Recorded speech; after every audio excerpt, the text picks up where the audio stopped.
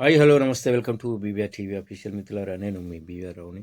నేను పార్టీ, రాష్ట్రం, ఎవరు ఇవన్నీ నేను మాట్లాడటం లేదు.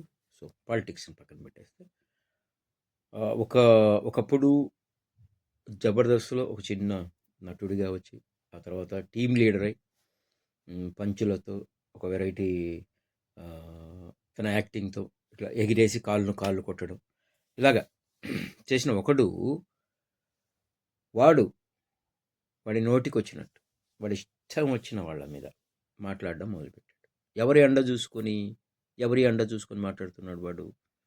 ఆడవాళ్ళను వదలకుండా గొడ్డలి అని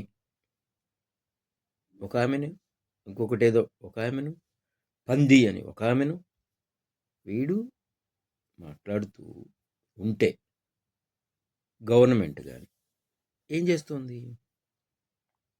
ఏదో ఒక మాట అన్నందుకు ఒక నాయకుడిని కేసుల మీద కేసులు పెట్టి తిప్పుతూ బెయిల్ రాకుండా చేస్తున్నారే, మరి వాడిని ఏమనాలి? వాడి పేరు మీకు అర్థమైంటుంది, కిరాక్ ఆర్పి. ఒరే ఆర్పి గుర్తుపెట్టు.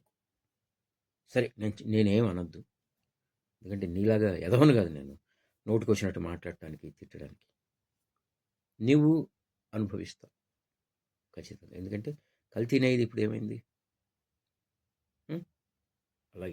అలాగే ఎవరైనా అనుభవిస్తారంతే. చూడాలి. పంది అని, గుడ్డలని, బాడీ షేమింగ్ చేయడం ఎవరినంటే వాళ్ళను. అన్నం పెట్టిన సంస్థనే తిట్టినోడిరా నువ్వు. నీకు అన్నం పెట్టి నీకు లైఫ్ ఇచ్చి నీకు ఇంత హోదా ఇస్తే ఆ కంపెనీని నువ్వు బయటకు వచ్చిన తర్వాత తిట్టావు నువ్వు. లంబడి కొడక ఆర్పి తిట్టావు నువ్వు. గుర్తుపెట్టుకో, నీకు ఇది సరిపోదు. చూద్దాం, భగవంతుడు అన్నీ చూస్తున్నాడు కదా, ఆయన ఎప్పుడు నీకు ఏమి ఇవ్వాలో అది ఇస్తాడంతే. అది గుర్తుపెట్టుకో.